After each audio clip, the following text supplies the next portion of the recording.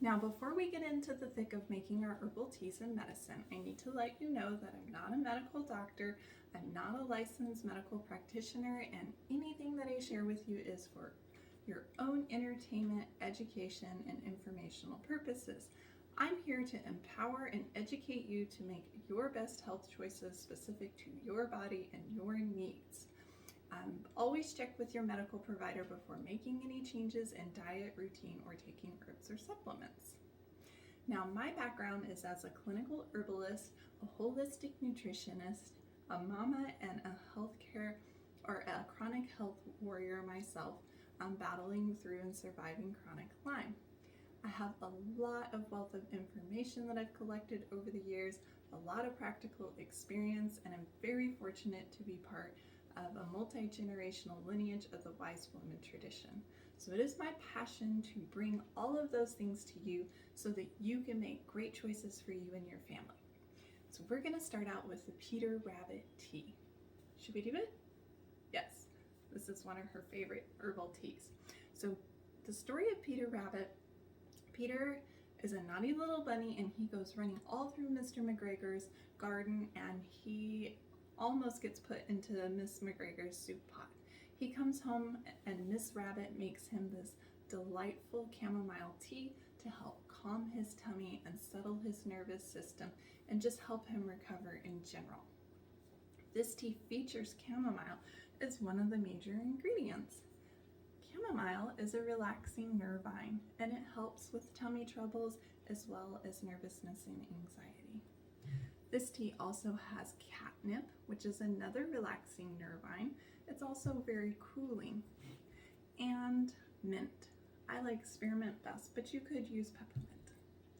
So for our herbal tea recipe, and these are posted, and you can always message me if you want copies of those online on the Facebook group, and they're also available in other platforms as well. So let's get going. We're going to get our glass teaware, non-reactive. You also want to make sure that it is non-leaching and it's lead-free. We're going to get our tea strainer and we're going to do equal parts mint, catnip, and chamomile. In this case, it's going to be 1 teaspoon. Okay, Willow, which herb should we do first? Let's do the chamomile. I love these little chamomile flowers, and Willow's a great chamomile flower picker. Okay, do you want to help put it in? Let me.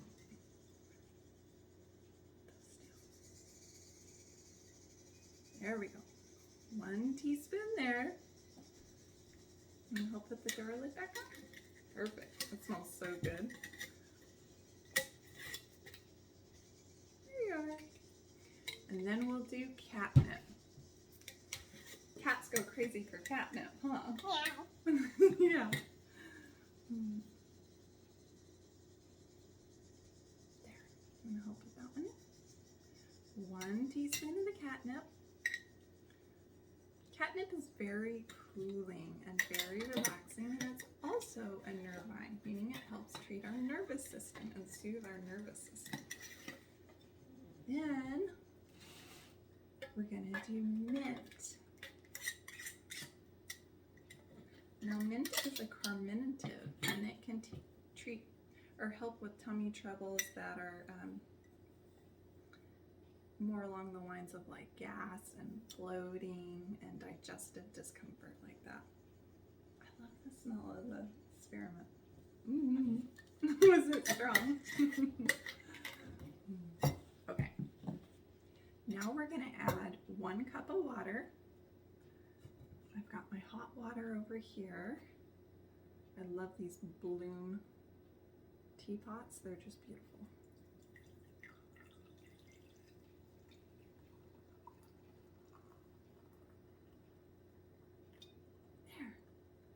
Now I will let this Peter Rabbit tea steep for 5 to 10 minutes for an adult. For a little one, because chamomile can actually get a little bit bitter, I would shorten that steep time. This is wonderful tea and it's so tasty.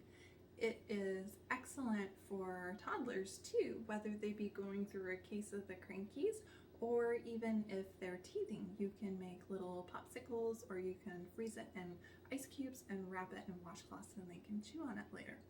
Lots of uses for this tea. I hope you'll give it a try. And you can use it iced, like right now it's pretty hot out, so you might want a cooler version of this rather than a hot cup of tea. It's available on the website if you want to purchase it yourself, or again, you can experiment with making your own. One fun thing about this herbal recipe is because of the herbs that are in it, I like to integrate it whenever we're having some of the seasonal things that are going around, especially in wintertime or back to school time, particularly some of the digestive bugs. But if my little one's running kind of hot or has a bit of a fever, I would add another herb to it to help cool down, and that would be elderflower. Elderflower is a great way to help cool down if you're running a little bit too hot. So I would just add a teaspoon of that in there. You can get all of these herbs at my website.